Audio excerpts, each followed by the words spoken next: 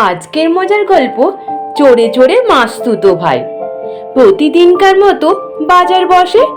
বাজারে যে যার জিনিস বিক্রয়ের জন্য সাজিয়ে রাখে। একদিন সন্ধেবেলা সবাই সবার জিনিস বিক্রি হয়ে গেল।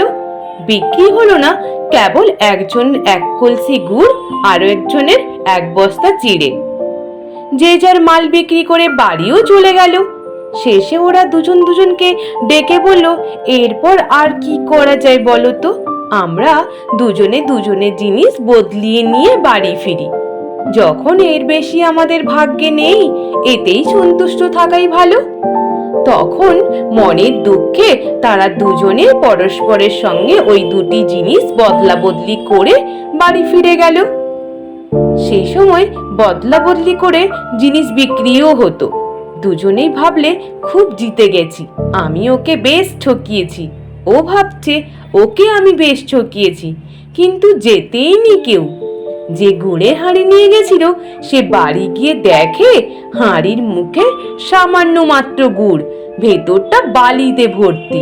আর যে চিড়ে নিয়ে গেছিল সে বাড়ি গিয়ে দেখে উপরে সামান্য মাত্র চিড়ে, নিচে শুধু মাটি। তখনই দুজনে দুজনের খোঁজে বেরোলো। মাঝপথে দুজনেই দেখা হয়ে গেল। একজন আরেকজনকে বলল, আমি তোমার জন্য বেরোচ্ছি।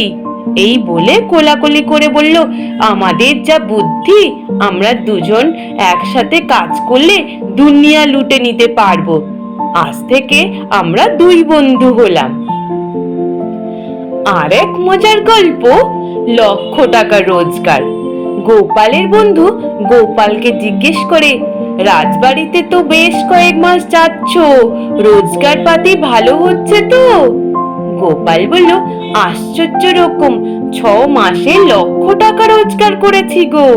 বন্ধু হকচকিয়ে গেল একেবারে। বলি, বলো কি হে, এই যে আশাতীত লক্ষ টাকা, ভাববার বিষয় বটে। গোপাল বলল, আশাটা অন্যরকম ছিল, স্বীকার করছি। লক্ষ টাকা ব্যাপারটা কি শুনতে চাও? শোনো বন্ধু, প্রথম মাসে মহারাজের কাছে চালাকি করে 1 টাকা আদায় করেছিলাম। তারপর এই 5 মাস শূন্য পাচ্ছি। 1-এর পিঠে 5 শূন্য, অর্থাৎ লক্ষ টাকা হলো না? তুমি যদি রোজগার বাড়িয়ে তুলতে চাও, আমাকে অনুসরণ করতে পারো। বন্ধুটা তো শুনেই অবাক। আজ এই পর্যন্ত।